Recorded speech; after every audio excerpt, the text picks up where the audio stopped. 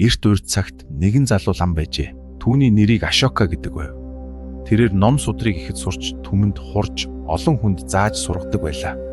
Гэвч цаг хугацаа өнгөрөх тусам Ашока лам өөрийгөө бусдаас илүү мэргэн их номтой хэмээн бодож бусдыг басамжлан хардаг болов. Нэгэн өдөр Ашока лам ойролцоох тосгонд ном айлдах гэж очижээ. Замдаа тэр хөгшин худалдаачинтай тааралдав. Худалдаачин ээлдгээр мэдлэн ламыг замдаа сайн яваарай хэмээн юрөв. Гэтэл Ашока дотроо энэ хөгшин намайг танихгүй байна. Намайг лам гэдгийг мэдвэл ингэж энгийнээр харьцахгүй биз хэмээн бардамнан боджээ. Тэр орой Ашока тосгонд хүрч хийдэд буудлав. Хийдийн Ахмад лам түүнтэй уулзаад хоолнд өрөв. Гэвч Ашока өөрийгөө Ахмад ламын дээр суух ёстой хэмээн бодож дээгүүр суудалд суухыг хүсв.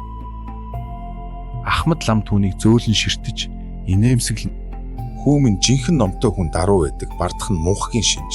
Номын жинхэнэ утга нь дотоод амар амгалан бусдад туслах сэтгэлд оршдог юм шүү" гэж хэлв. Ашока лам ихэндээ үүнийг тоосонгүй. Гэвч тэр шүн зүүдэндээ бурхан багштай уулзав.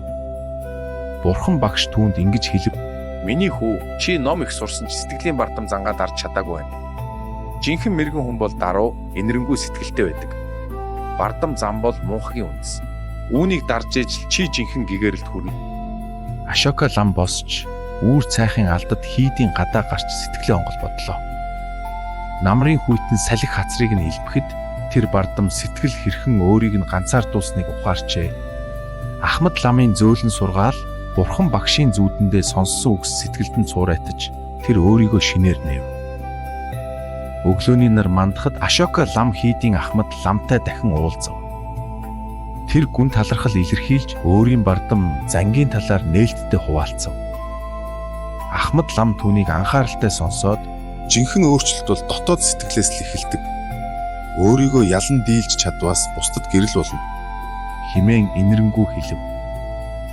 Ашока лам тэр өдрөөс эхлэн өөрийн бодол, үйлдэл бүрээ тунгааж даруй төлөв инэрэнгүү байхыг өдөр бүр хичээж эхэлжээ.